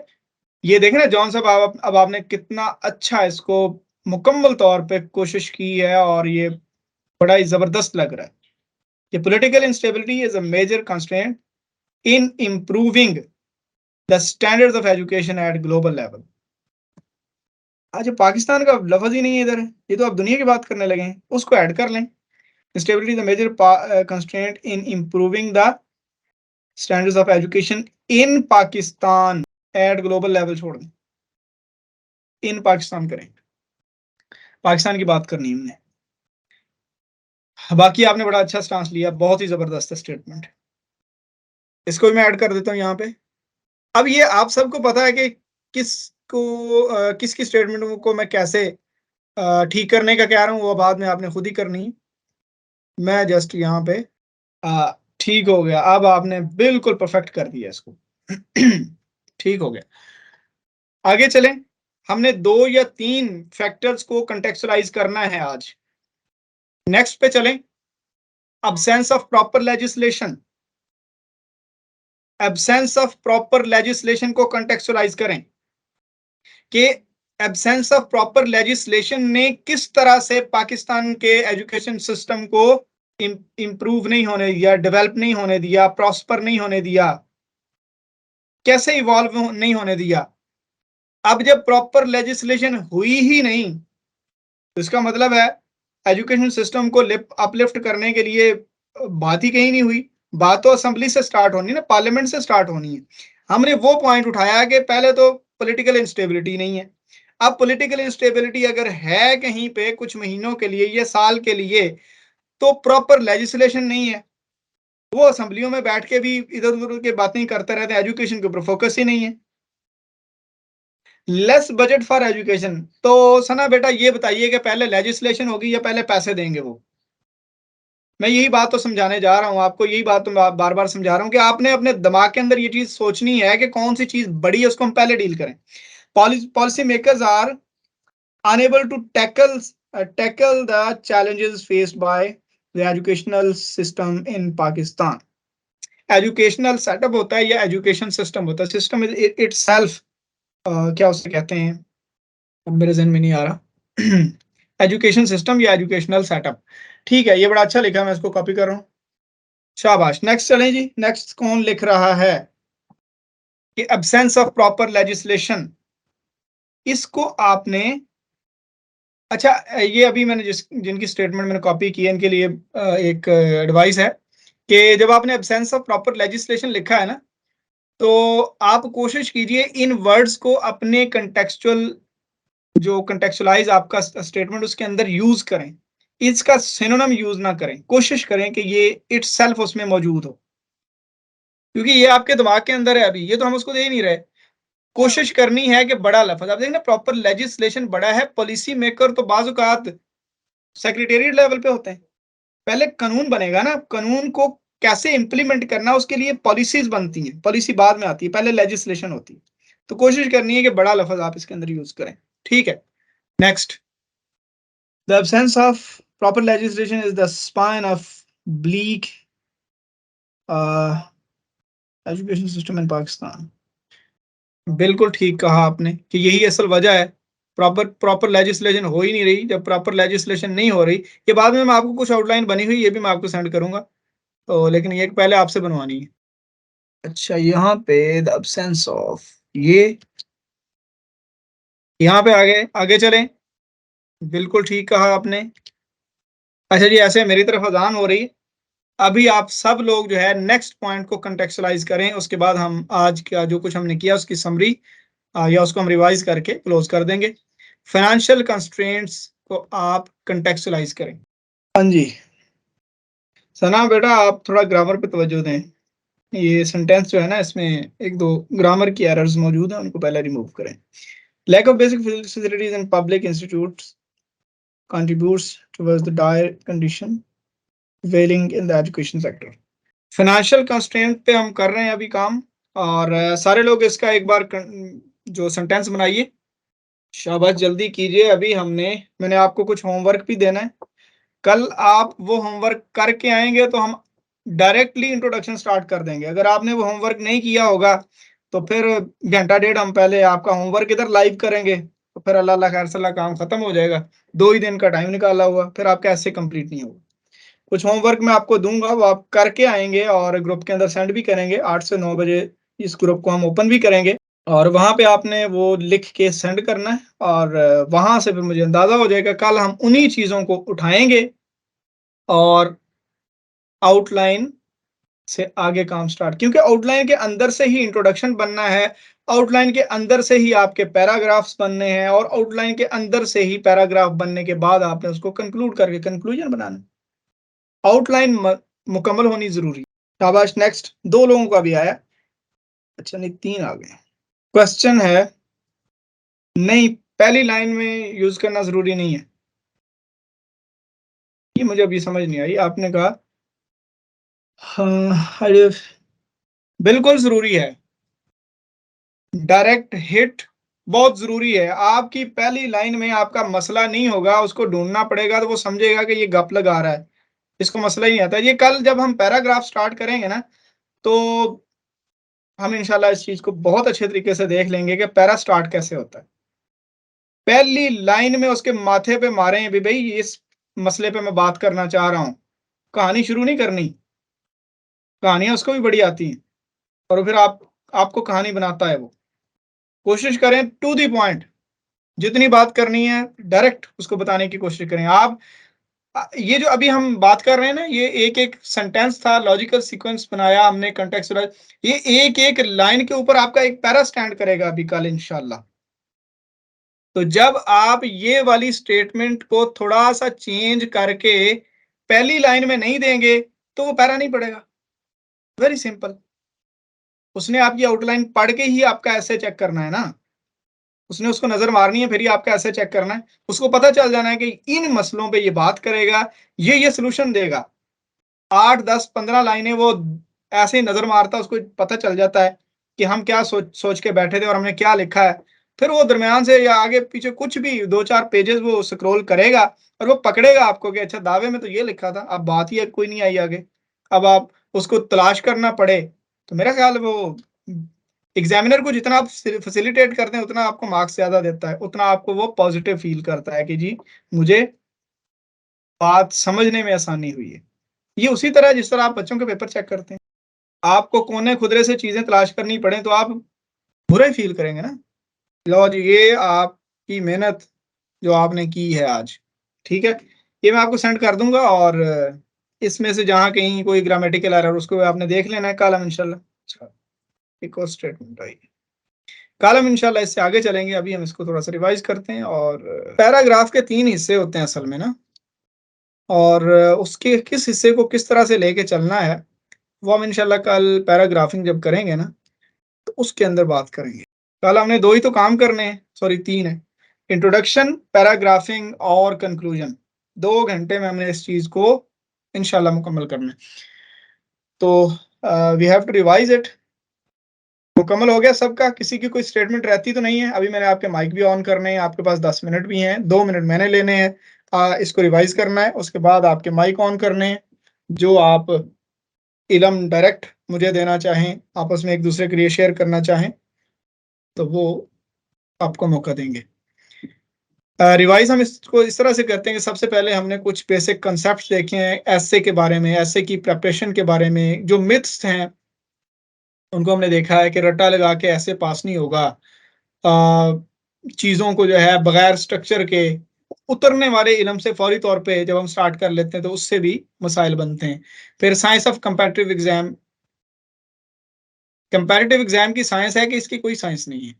आपने मेहनत की है, आप कॉन्फिडेंट रहिए, इंशाल्लाह आप कामयाब हो जाएँगे। लेकिन खुदा ना खास्ता अगर नाकाम होते हैं, तो ज़रूरी नहीं कि जो लोग समझ रहे हैं वो वजह हो, ठीक है? कोई और रीज़न भी हो सकती है। What is the patent structure, उसी के ऊपर हम चल रहे हैं और ये स्ट्रक्चर क्यों ज़रूरी है? क्योंकि रटे-रटाए ऐसे नहीं लिखे जा सकते। कोई 2-4 पेजेज़ रटे-रटाए लिखे जा सकते हैं, 10-15 पेजेज़ की चीज़ रटी-रटाई नहीं लिखी जा सकती और ख़ासकर फिर जब आपने कोहेरेंट रहना हो, आपकी स्टेटमेंट में रबत रखना हो, तो ये मुश्किल हो जाता है। आपको पहले स्ट्रक्चर समझना पड़ेगा। और उसके बाद हमने किया कि हाउ टू सिलेक्ट एन ऐसे टॉपिक इन द एग्जाम। आप एग्जामिनेशन में बैठे हुए हैं, आपको आज स्ट्रेटेजिक सिलेक्शन की एक ग्रेडिंग और साइंटिफिक प्रोसीजर बताया है कि किस तरह से आपने साइंटिफिकली 25 से 100 तक आपने 4 स्टेप्स में यानी प्रिपरेशन की, आपने टॉपिक की, टॉपिक को खुद लिखा, एग्जाम में लिखा या फिर एग्जाम में बैठ के लिखा और किसी मॉक एग्जाम के थ्रू आपने उसका फीडबैक भी लिया। ये 4 स्टेप्स हैं जो मैक्सिमम लेवल तक जाएगा। आपको आने वाले एसओ में एसेज में सॉरी यानी आपको जो ऐसे आते हैं यानी जिनको आप अटेम्प्ट कर सकते हैं, उनमें से आपने सेलेक्ट करना है। जो नहीं आता उसको तो आपने सेलेक्ट ही नहीं ना करना। और उसके बाद basic planning for starting N ऐसे, स्टेटमेंट का रफ वर्क करना आपने, एंड पे आउटलाइन का रफ वर्क करना है और पैराग्राफिंग चूंकि आपकी आउटलाइन पे स्टैंड करती है तो 2 डायमेंशनल है या 3 डायमेंशनल है और आपने किस चीज को कैसे डील करना है, ये आपने 2 या 4 लाइनों में वहां पे नोट कर लेना है, ठीक है? और कोशिश करनी है कि इंट्रोडक्शन को भी आप 5-7 पॉइंट्स में रफ वर्क पहले कर लें। कल हम इंशाल्लाह इंट्रोडक्शन पे बात करेंगे। उसके बाद हमने आउटलाइन की बात की है। आउटलाइन में सबसे पहले आप रैंडम आइडियाज़ होते हैं, ये आपने रफ वर्क में करने हैं, 5-7-10 आइडियाज़ ले लें। कागज़ के 5-7-10 जो है वो इफ़ेक्ट के ले लें, 5-7-10 जो है वो रेमेडीज़ के ले लें। इसी तरह जिस तरह हमने कागज़ के लिए हैं, बाद में उनको लॉजिकल सीक्वेंस उनका कायम करें। जो आपको लगता है कि ये काज़ नहीं है, उसको रिमूव कर दें। जो इफ़ेक्ट नहीं है, उसको इफ़ेक्ट वाले खाने से रिमूव कर दें। ऐसे ही है ना? और फिर आप उनको कॉन्टेक्स्चुअलाइज़ करें। कॉन्टेक्स्चुअलाइज़ करने का मतलब होता है कि जो आपने फ्रेज़ या जो वर्ड लिखे हुए हैं, उनको आप किसी प्रॉपर सेंटेंस का हिस्सा बनाएँ। पढ़ने वाले को समझ आए कि आपके सामने पॉलिटिकल इंस्टेबिलिटी अगर मसला है तो कैसे है, ठीक है? और उसके बाद हमने ये नंबर 2 पे एब्सेंस ऑफ प्रॉपर लेजिस्लेशन किया और उसके बाद हमने फाइनेंशियल प्रॉब्लम्स की बात की। तो I am opening your mics. अच्छा, पहले आप होमवर्क सुन लें अपना। अगर आपने नहीं बोलना तो मैं ही बोल लेता हूँ। होमवर्क है आपका, मैं यहाँ पे लिख के बताता हूँ आपको। होमवर्क है आपका कि आपने इफेक्ट्स इसी तरह का आपने टेबल बनाना है। ये सॉफ्ट फॉर्म में मैं आपको सेंड कर रहा हूँ। ये सारे टेबल आपने फिल करके कल को आना है। अगर आप वाकई सीरियस हैं, मेरे लिए कोई फर्क नहीं पड़ता, अगर एक बंदा फिल करेगा तो मैं फिर भी ओके विद दैट। जिसने करना है, जिसको चाहिए वो करेगा, जिसको नहीं चाहिए वो ना करे, ठीक है? ये फैक्ट्स इसी तरह आपने रैंडम आइडियाज, लॉजिकल सीक्वेंस और कंटेक्चुअलाइजेशन करनी है। ये बाकी जो है ना, ये हमने छोड़ दिए। आपको बताऊंगा क्यों छोड़ दिए, क्योंकि ये जब मर्जी आप इस स्ट्रक्चर पे चल सकते हैं। और ये मैं इसको ये चलें 5 ये बना दिए। ये मुकम्मल फिल करने हैं आपने। ये पूरी फाइल मैं आपको सॉफ्ट फॉर्म में दे दूंगा। चलें, ये सोल्यूशन दे दिए। चलो, मेरा ख्याल आपको होमवर्क की समझ आ गई है कि आपने एजुकेशन सिस्टम के जो मसाइल हैं उनको लिखना है। पहले हमने काजेज लिखी है ना, एजुकेशन सिस्टम के जो मसाइल हैं उनको लिखना है। अब इसमें मसला क्या आएगा, एजुकेशन सिस्टम खराब है तो पॉवर्टी भी है, एजुकेशन सिस्टम खराब है तो सोशल प्रॉब्लम्स भी हैं, सोशल इवल मौजूद हैं। एजुकेशन सिस्टम अगर खराब है तो इलिटरेसी है, एजुकेशन सिस्टम खराब है तो अनएम्प्लॉयमेंट है, उसकी वजह से पॉवर्टी वो यानी थोड़ा सा। और अगर एजुकेशन सिस्टम ठीक नहीं है तो हमारे ज़ाहिर इकोनॉमिक क्राइसिस हैं, फिर पॉलिटिकल फलां फलां फलां सारे क्राइसिस, करप्शन भी चले इसमें डाल दें।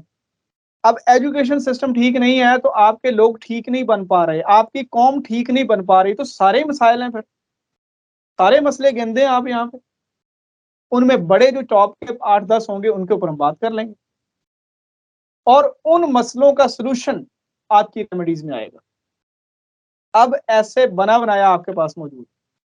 मैं कहता हूं हर बुराई, आप देखें ना, नबी पाक सल्लल्लाहु अलैहि वसल्लम को अल्लाह ताला ने कुरान की जो नुज़ूल शुरू हुआ तो पहली 5 आयत क्या हैं? हर पैगंबर को अल्लाह ने इल्म, तालीम, इसके ऊपर बाकायदा फोकस के लिए एडवाइस किया है। तालीम से निज़ाम बदलते हैं और यहाँ पे तालीम का निज़ाम ही नहीं बदल रहा, तो निज़ाम क्या बदलेगा? हर मसला एजुकेशन सिस्टम के वीक होने की वजह से है। अभी आज हम बहुत टेक्निकल गेम में थे, बहुत टेक्निकल क्रिएटिव चीज़ों को देख रहे थे कि मसले की वजह क्या है। अब मसले तो हैं ही हैं, मसले की वजह तलाश करनी भी मुश्किल होती है और मसले का हल तलाश करना भी मुश्किल होता है। मसला तो बहुत आसान होता है, जितने मसले हैं बाहर बड़े-बड़े उनको लेके आ जाएँ, तो सारे मसाइल एजुकेशन की वजह से, एजुकेशन सेटअप, एजुकेशन सिस्टम ठीक ना होने की वजह से सारे मसाइल हैं। ये आपका होमवर्क है, ये आपके ग्रुप में आ जाएगा और आपने इसको जिस नंबर से सेंड होगा उसी नंबर पे आपने इसको वापस फिल करके भेजना है कल 12 बजे तक। कितने बजे तक? कल 12 बजे तक, 12 पीएम तक आपने इफेक्ट्स और सॉल्यूशंस इनको इसी तरह से जिस तरह आज हमने किया है 5-5 करके आपने ये मुकम्मल करके 12 बजे तक भेजना है। ये मैक्सिमम आपका कोई 40 से 50 मिनट का काम होगा अगर आप पूरे फोकस से करें, घंटे का काम नहीं है ये, क्योंकि हमने बहुत सारी चीज़ों को आज समझ लिया है। तो ये आपका होमवर्क है जी, अभी आपको सेंड हो जाएगा। जिस नंबर पे आएगा उसी पे आपने अपनी असाइनमेंट सेंड कर देनी है और मेरे तक पहुँच जाएगी। क्वेश्चन है? जी, कीजिए, किसका क्या क्वेश्चन? अब क्वेश्चन आप बोल के भी कर सकते हैं। फ्यूडलिज्म काज़ है, बिल्कुल काज़ है। काज़ेज़ में लिखवाना था ना, ये बड़ी काज़ेज़ में आती है। हाँ जी, हाँ जी, को सॉल्यूशन का पूछना है तो पूछें। जिस लेवल पे हमने काज़ेज़ की बात की है ना, उसी लेवल पे हम नेशनल लेवल पे इफ़ेक्ट की बात करेंगे, प्रॉब्लम की बात करेंगे। इफ़ेक्ट प्रॉब्लम होता है एक्चुअल में, इश्यू, और उसी लेवल का सॉल्यूशन होगा। जब कहीं पे आपको लगे कि ये छोटा सॉल्यूशन है तो वो चेक करें किसी बड़े सॉल्यूशन का हिस्सा होगा, उसके पैरा में डाल दें। नेशनल लेवल और सोशल लेवल, सोशल तो एलिमेंट है ना आपका, लेवल तो नेशनल ही होता है। जो बात करनी है सीधी वफाकी हुकूमत को सामने रख के करें। जो बात करनी है आप कम से कम सूबाई लेवल की मिनिस्ट्री सामने रख के करें, कम से कम सूबाई लेवल की, बड़े तो ज़रा मैक्सिमम तो आप वफाकी पे जाएँ ना। तो कोशिश कीजिए कि कम से कम लेवल आपका प्रोविंशियल हो, और चूँकि पाकिस्तान की बात कर रहे हैं, तो कहीं न कहीं कोलैबोरेशन में आप दुनिया की ज़रूर बात करें, ठीक है? कहीं न कहीं कोलैबोरेशन में दुनिया की बात होगी जब हम ऐसे लिखेंगे। फिलहाल हमारा लेवल पाकिस्तान का एजुकेशन सिस्टम, सॉल्यूशन के अंदर मस्ट ज़्यादा बेहतर है। मे बी, माइट बी वगैरह ये शॉर्टी वर्ड्स नहीं होते, हमें शॉर्टी वर्ड्स देने हैं कि मैं जो बात कर रहा हूँ दिस इज़ परफेक्ट, ऐसे ही सॉल्यूशन होना चाहिए। लिहाज़ा शुड बी भी कहीं पे यूज़ करें, लेकिन ज़्यादातर मस्ट बी। अब आप देखिए कि कितना खूबसूरत ऐसे आपका बनेगा, ये बहुत मज़े की चीज़ें हैं और इंशाल्लाह कल जब हम इसको क्लोज़ करेंगे तो बहुत सारे मसाइल आपके हल हो चुके होंगे इंशाल्लाह। जी, माइक किसी का ओपन हुआ है? बोलिए। अस्सलाम वालेकुम। Can I ji, speak, ji, sir? वालेकुम। जी, जी सर बोलिए। I want to appreciate you because your essay workshop was very helpful for me because I was able to form logical sequence and later on I was also able to contextualize it. Thank you so much. जी madam, बहुत बहुत शुक्रिया madam, आपने appreciate किया और कल हम इंशाल्लाह जिस एक्सपेक्टेशन से हम बैठे हुए थे, कल इंशाल्लाह वो हम काम करेंगे और उस काम से पहले आपने ये काम करना है जो अभी मैं आपको सेंड करवा रहा हूँ। तो हमारी कोशिश होगी। जॉन साहब कह रहे हैं कि मेरा कॉन्टैक्ट नंबर मिल सकता है। जी, जी, बिल्कुल, मैं इसी दुनिया में रहता हूँ, मेरा कॉन्टैक्ट नंबर बिल्कुल मिल सकता है और मिल जाएगा आपको। कल इंट्रोडक्शन और पैराग्राफिंग के बाद कंक्लूजन कैसे करना, कंक्लूजन आपका कल का भी होमवर्क होगा, याद रखिए। हमने इंट्रोडक्शन करना है और पैराग्राफिंग करनी है, कंक्लूजन कल का भी आपका होमवर्क ही होगा। याद रखिए, जब तक आप खुद काम नहीं करेंगे तब तक काम नहीं आएगा। कोई क्वेश्चन हो तो मैं बैठा हूँ, अदरवाइज़ हमारा टाइम जो था प्लान्ड वो ऑलमोस्ट डन।